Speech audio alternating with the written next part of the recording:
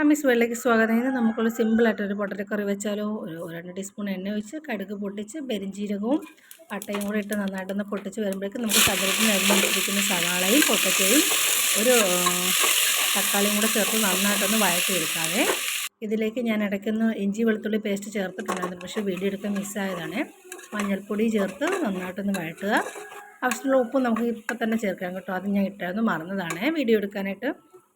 അത് കഴിയുമ്പോഴത്തേക്കും 1/2 ടീസ്പൂൺ നമുക്കൊരു മല്ലിപ്പൊടി വേണം കേട്ടോ, അപ്പോൾ അതും കൂടെ ഒന്ന് ചേർക്കുന്നുണ്ട്. പിന്നെ നമുക്ക് ഇതിനകത്ത് ഒരൈറ്റം കൂടെ മതി, സിമ്പിളായിട്ടല്ലേ നമ്മൾ വെക്കുന്ന, ഒരൈറ്റം കൂടി മതി കേട്ടോ. കുറച്ച് കുരുമുളക് പൊടി കൂടെ, 1/2 സ്പൂൺ കുരുമുളക് പൊടി കൂടെ ചേർത്തിട്ട് ഇളം ചൂടുള്ള വെള്ളം ഒന്ന് ചേർത്ത് വേണം നമുക്കിതൊന്ന് വഴറ്റിയെടുക്കാൻ വേണ്ടി കേട്ടോ. ഇതേ 1 കപ്പ് വെള്ളവും ചേർത്ത് ഞാൻ നന്നായിട്ടൊന്ന് ഇളക്കി കുക്കറിൽ 2 വിസിൽ കേക്ക് വെച്ചിട്ടുണ്ട്.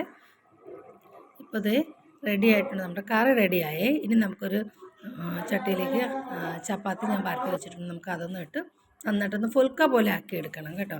നമുക്ക് എണ്ണ തേക്കാതെ നമുക്ക് അടുപ്പിൽ തീയിൽ കാണിക്കാതെ തന്നെ ചട്ടിയിൽ വെച്ചിട്ട് തന്നെ നമുക്ക് ഫുൽക്ക ഉണ്ടാക്കിയെടുക്കാൻ പറ്റും. നമുക്ക് എണ്ണ തേക്കേണ്ട ആവശ്യമില്ല, ഫുൽക്ക പോലെ തന്നെ നന്നായിട്ട് ഫുൽക്കയായിട്ട് തന്നെ വരും കേട്ടോ. ഇതേ ഒപ്പി വരുന്ന കണ്ടില്ല, നിങ്ങൾ കണ്ടല്ലോ. അപ്പോൾ ഒന്ന് മസ്റ്റായിട്ടൊന്ന് ട്രൈ ചെയ്ത് നോക്കണേ. അപ്പം നമുക്ക് നോക്കാം ചപ്പാത്തിയും സ്വാദിഷ്ടമായ പൊട്ടറ്റോ കറി, സിമ്പിൾ കറി. അപ്പോൾ വായു നമുക്ക് കഴിച്ചാലോ.